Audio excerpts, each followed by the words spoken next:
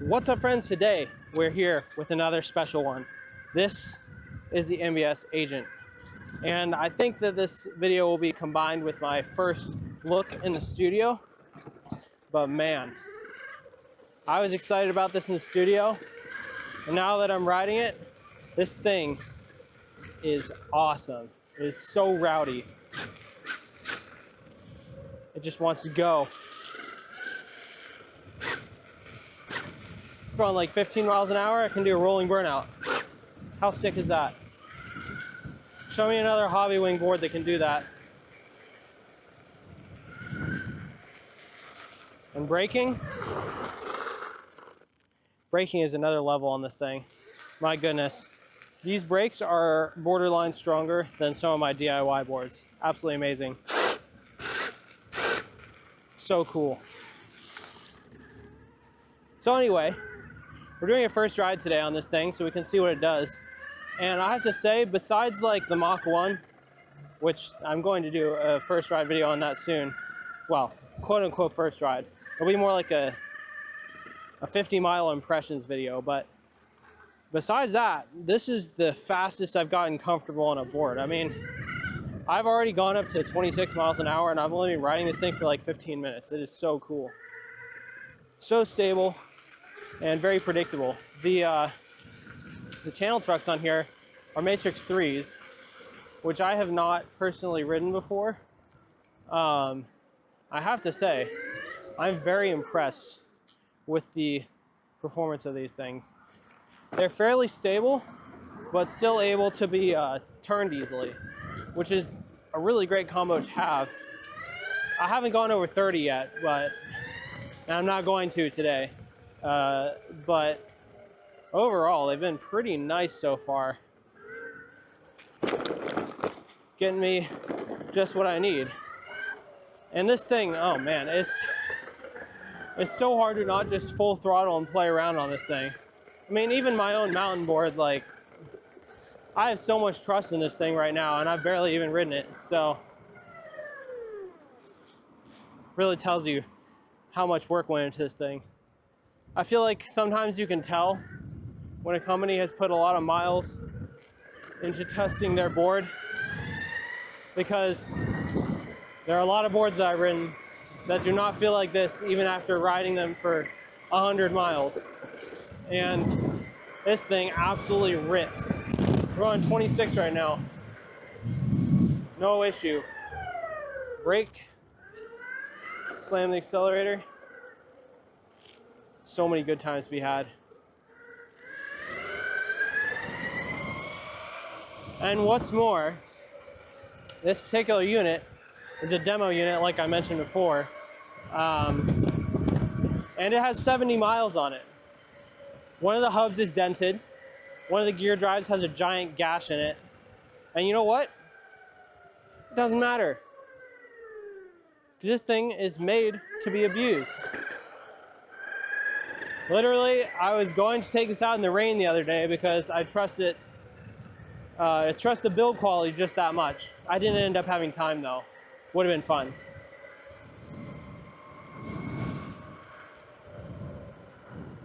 Now we're gonna do at least part of, if not the whole normal testing route, just to, you know, compare it to other boards. But I feel like where this really shines is where I started, back in that park on the dirt and the grass. But on the street, this thing's great too. Now, I do wonder how much sort of range you're gonna get with these giant knobby tires. But I do have the 18S 4P version, which is the bigger battery. So I expect that we're probably only gonna use like 1 bar doing this route, which is cool. So, there's a couple things I want to talk about today. Things that I think I care about on a mountain board. And one of those is the deck. One is the drive system. One is the bindings. And then one is the remote. So we're going to talk about those 4 things at least today. Maybe we'll talk about the tires a little bit, but I haven't formed a huge opinion on them yet. But in any case, we got a couple things to cover. So let's go ahead and slam into this testing route and we'll get on with it.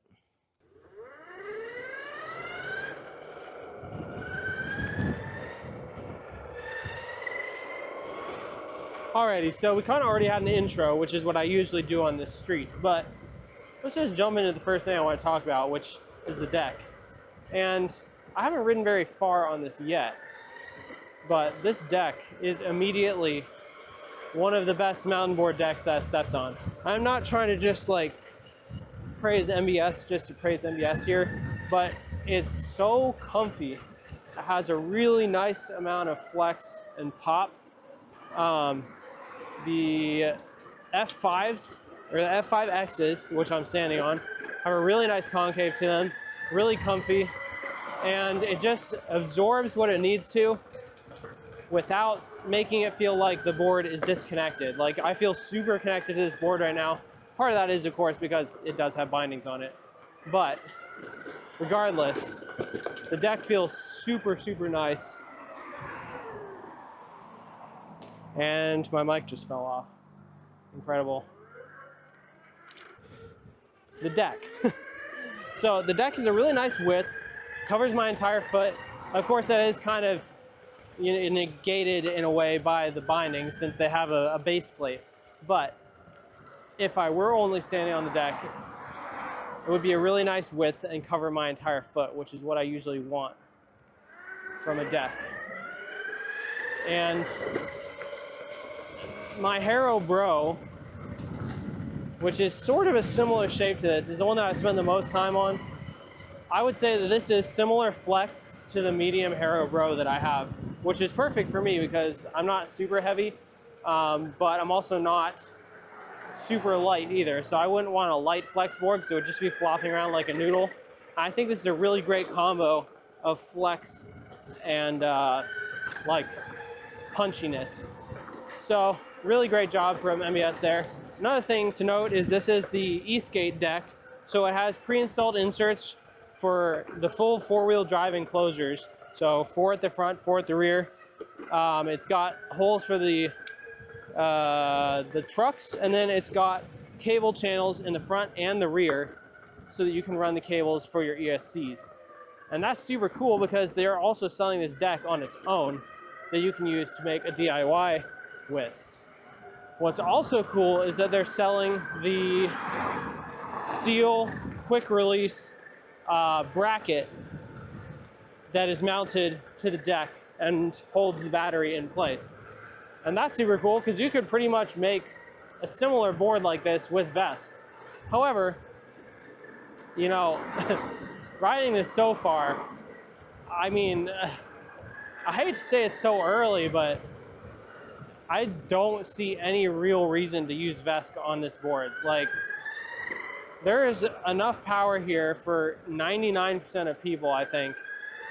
And if power is not what you're looking for with VESC, the smoothness of this is next level. Like, I know most of the hobbywing boards that I've ridden are super smooth and predictable and all that, but I was kind of expecting the 18S one to be a little bit more rowdy and unpredictable, but that's just not the case. This thing feels super smooth. It would definitely knock a newbie off of their feet though, if they started in the full turbo mode. The only reason it's not knocking me off is because I've ridden the Mach 1 with no remote calibration with the Rexus Remote. So I know exactly what to expect from a twitchy board, but this is the opposite of twitchy. It's fully predictable, and honestly, I literally can't make a single complaint about the control right now. Because even if you do go to turbo mode in Riot Throttle, which is what I'm riding in right now, so it's super punchy, you don't have to. You can start in mode 1, you can start in mode 2, and then you have a nice chill ride. We're going 24 right now, according to the remote. I think it's probably accurate since it's from the factory, but it's great. No problem at all. So anyway, the deck I think we've covered pretty well. Super comfy, nice bounce, wide. It probably is a little bit heavier than the Haro Bro. I think this probably has a little more fiberglass built into it for the extra weight of the battery and stuff. But that is sort of just a drawback that you're going to have with an electric mountain board. It's never going to be as light as a traditional like manual analog mountain board. So you have to set your expectations somewhat of how light an electric can actually be. And this is not the light setup. This is the 18S 4P, so it's going to be probably almost double the weight on the battery than with the 18S 2P. We could do the math probably and get an approximation, but that's really not the point. So next thing, remote. The Rexus Remote I've used on a couple of boards now. One, the Flex 2 Pro, 2, the Flex Paragon, 3, the Rev, and then 4, I put a Rexus Remote in my Mach 1. And I still think this is one of the best remotes out right now. I do have one slight issue with it.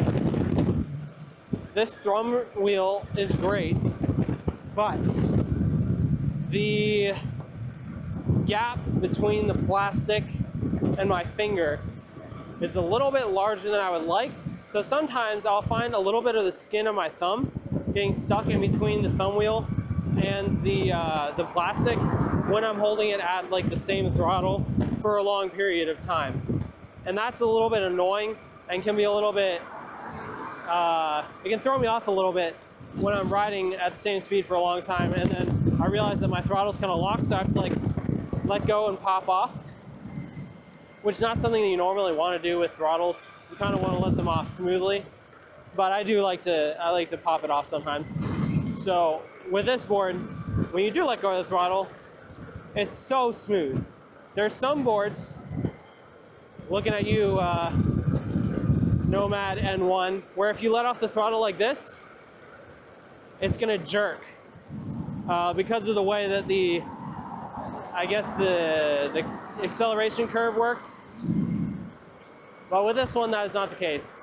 Super easy to just drop off the throttle, and I'm really appreciative of that, especially on an 18S board where you're expecting a lot more power.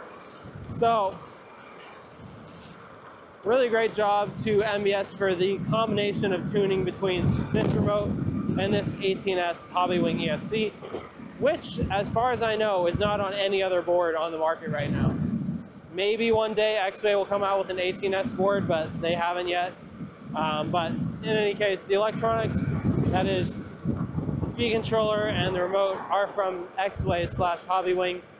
So I'm glad to see that MBS put in the effort where it counts and tuned the remote and throttle response to something that is super manageable and respectable, or not respectable, predictable. We're gonna stop for a second here. Oh, another thing about this, the brakes are crazy, so powerful. I'm almost 100% certain that this will have the best stopping power of any board on any of my charts. So looking forward to doing the performance testing on this. But yeah, this is the Agent. Let's take a look around real quick. We've got those big Explorer tires on it, since this is the Explorer variant. MBS F5X with their metal base plate, the quick release battery, and the steel on steel gear drives. These things are sick, and you can probably see there are some gashes on them, but who cares? They're built well, and they're made to take abuse. And as far as bash guards go, this is a true bash guard. This thing is so solid, and it covers the entirety of the motor that might experience a rock impact. So pretty good stuff there. Oof, the motors are pretty warm. These are the 6890 motors, huge motors, sort of similar to the ones that are on, they remind me of the ones that are on the Lawrence, but their back end of the can is a bit different. I don't know what the motor manufacturer is, but if they can take the heat and they can take the power, then I don't really care. Let's see, I don't think there's anything else to mention at this second, so we'll hop back on and keep going.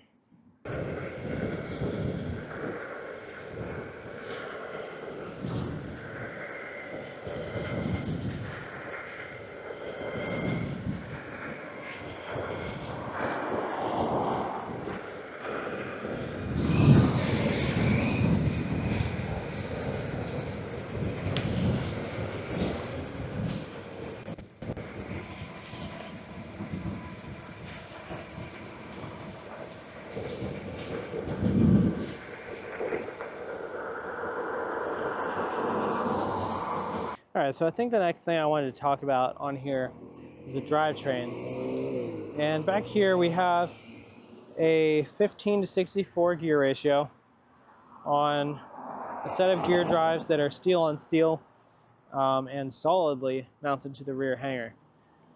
Pretty good setup. 15 to 64 is, I think it was like 4.2 or something like that. Pretty good ratio for 18S, giving you a top speed of, I want to say 40 on these tires, and still having a ton of torque down low. Pretty happy with the decision they made there.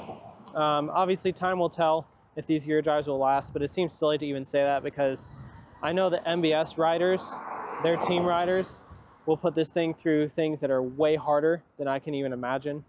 And it's not that I don't trust China companies to test their boards. It's that we have no proof of it. And when you end up with issues that we've seen on some of these boards with trucks snapping or gears stripping, it really makes you wonder, like, did they put in the proper testing? I know some of you will probably be like, of course not.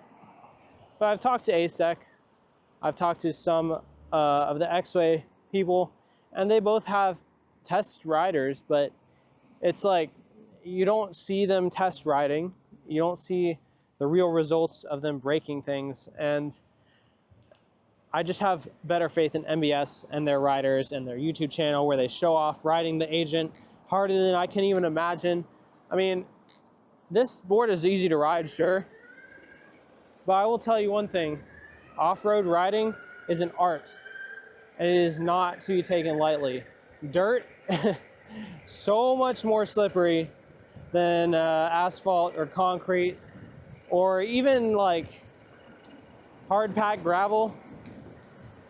It's another animal, and you really have to know what you're doing in order to not wipe out. So, big respect to MBS test team.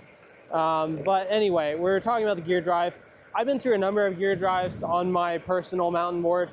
I'll show like a clip, or actually, you know what? No, my personal mountain board is in the raw ride video that I did quite a while ago. In that video, I had I still have the Newbie 4.0 4 gear drives. And those have lasted really well on my mountain board, but they are plastic. And part of the concern with that is that if you hit a rock hard enough, I mean, plastic is just not going to be able to take the impact that a steel gear drive would. And that's not to say that steel is perfect either, because I've had 2 different Board Dynamics gear drives, which is a DIY company if you're not familiar, and shredded gears in those too. Specifically the helical ones, I actually got stranded on the trail with one blown out gear drive because of their design decisions. So I have some experience with blown out gear drives, and one thing I'll say is that the Exway gear drives that were on my Atlas Pro were super solid, and they used a really dense design with the proper support gear bearings and seals, and they lasted and still are lasting a really long time without any issues. And I think since the Board Dynamics drives were sort of like a first generation of steel gear drives, maybe I'll cut them a little slack, but all of this to say, the way these sound is very solid, and there's something to be said about the way gear drives sound and a result of how durable they are, because when you're designing a gear system, you have to work within the tolerances of the machines, of assembly, of any sort of adhesives you're using. And you also have to leave space for gears, leave space for grease, and leave space for wear. So it's not really the simplest process to get something that works really well for a long time. So I hope that I'm gassing these up appropriately, but I think based on the way these sound and the way they feel, the super tight back glass, I think these are going to last a long time. And that'll be great because this is a mountain board and you really don't want to get stuck on the trail with a broken gear drive. Conversely, if you had belt drives, of course, you could just replace the belt. But you get into any sand and your belt's gone again in literally half a second. I've had it happen. So hopefully these will work out well. I think the gear ratio is good, the materials are good, the build quality is good. They're pretty skinny, so I don't really think that the gear drives are the reason for the heavier weight of this board. I believe this exact spec comes in something around like 50 pounds. I'll weigh it before I do the full review, but yeah, pretty solid design there for as far as I can see. We'll open them up and look inside for the full review as well, because I always like to see what those things look like on the inside. The last thing that I said I wanted to talk about in this video at the beginning was the bindings. And the main reason being, this is a mountain board, so the whole point is to be able to go off-roading with it. And while I don't really get a huge opportunity to go off-roading all the time, being able to do it on a whim sure is nice. And there's not a lot of boards that will let you stay on here over these bumps and grass bunches without bindings. Now, there are a number of boards that have binding holes in them by default. Of course, ASEC has some boards that have suspension. Propel has boards with suspension. And there's obviously ways to get some good off-roading performance at a cheaper price point. But none of those are going to have the MBS F5X bindings because they're new, and no one has tried to clone them yet. So there are MBS F5 clones out there. I highly recommend against using them, even if you can find them, because the reality is, when you're using bindings, you end up putting a lot of force into these binding straps, the ladder straps, and I just do not feel like trusting my life and my injury-free body to a piece of poorly manufactured or questionable origin glass fiber nylon. I just don't think it's worth it. So if you're gonna get real F5 bindings, just buy them straight from MBS. And the F5s were great on their own. These F5X offer some unique capabilities that the F5s didn't. Because they are on a base plate, it gives you the ability to adjust the binding sort of independent of the mounting to the deck. And what I mean by that is these actually have a system built in that fastens the binding to the deck and allows you to rotate it. And that is super, super useful because I've had friends that wanted to try bindings and try my mountain board. I'm like, oh, I can't do that because I have to unbolt the bindings from the deck and switch them to your pose or whatever, or adjust the angle. Not the problem here. Loosen up your 4 screws like I did at the beginning, tilt it to the angle you want, and you have a very customizable set of bindings. Now, I really was not convinced at first when I stood on this in the garage about these sort of rigid mounting points on the base plate for the ladder straps. But as I've been riding, I've gotten more and more convinced of this system. Honestly, part of it is due to how comfortable the concave is of the F5X. I think they really nailed the sort of curvature of it, at least for my foot size, which is around 10.5. They really gave it something that you can push against, but not crush your foot with, which I think is a really hard balance to achieve on some of these decks that I see coming out of the more mass-produced boards. So I've grown to like these more over the ride from where I originally was. So I might consider picking up a set of these for my my own DIY board in the future. Gives you a little bit more adjustability, and honestly, I think this is a stronger design because you're going through a bolt here for your main force, whereas on the F5s you have a connection of plastic between the the vertical lattice strap and the horizontal attachment to the board. They're still good, don't get me wrong, but I feel like this system has a higher potential to be more durable and really not break on you. So really good work on these bindings so far. I think that they're definitely worth it, which is something that I'm convincing myself of as we go. I'm just hitting some little bits of dirt here. Woo! Man, this thing is confident. If there's one thing that I have to admire the most about this board so far, it's the mounting of the battery. Because I've designed my own quick release system, quite a bit different than this one for my own mountain board, and it works fine. And I haven't really broken it too much on my own, but this system is super quick to release. Metal construction, metal fasteners, adjustable tension. What more could you want? I mean, they really did a good job with this battery attachment. And it sounds like I'm just praising MBS to all ends here. It's really not the point of a first ride video to either call out wrongs or praise. It just so happens that I keep finding things on here that are really sick.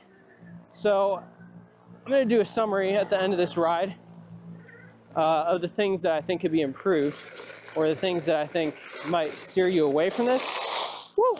Oh boy, wow, that's deep. That's a skill issue, but this gravel is crazy. But so far, I love this thing. One of the easiest boards to ride out of the box for me so far.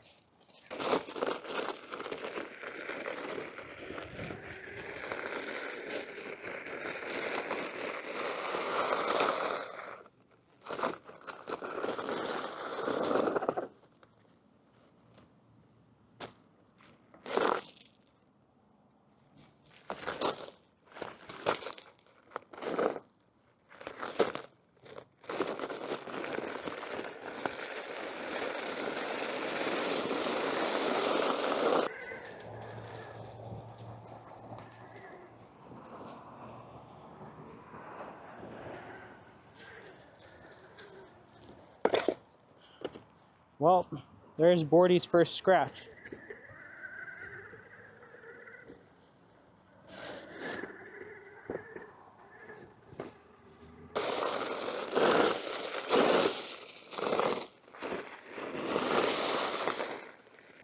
I use the bindings to kick my front of my board around. And not only is that one major benefit, but you also get a huge benefit while carving. Also, look at this steep slope, no problemo. You get a huge benefit carving wise, because you can carve deeper on tighter bushings.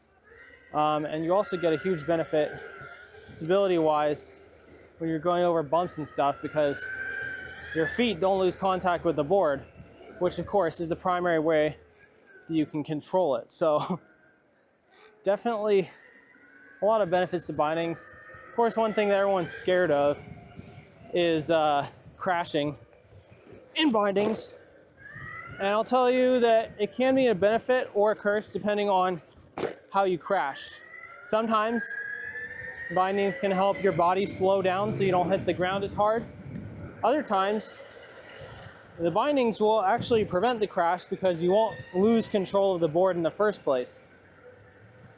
So they're definitely good and bad, but they definitely take some getting used to, and riding bindings on the street is not something that a lot of people like to do, because you're probably more likely to crash into a car or something when you're on the street than if you were on an off-road trail trying to use your bindings to keep you on the board rather than keep you flat while you're carving on the street.